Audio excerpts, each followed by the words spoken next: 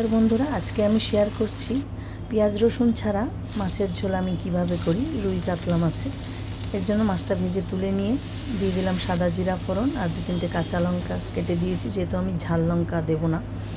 দিয়ে দিলাম হাফ চামচ জিরার গুঁড়া আর কোয়ার্টার চামচ কাশ্মীরি লালের গুঁড়ো, স্বাদ মতো নুন, আর দিয়ে দিলাম কোয়ার্টার চামচ হলুদের গুঁড়ো আর সামান্য একটু ধনের গুঁড়ো। একটা মাছ করব আমি।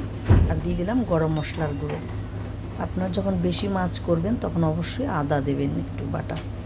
মশলাটা মোটামুটি কষানো হয়ে গেছে। দিয়ে দিলাম ক্যাপসিকাম। আমি যেহেতু একটা মাছ করেছি আর আদা বাটা আর দিইনি। এবার ঝোল দিয়ে দিলাম।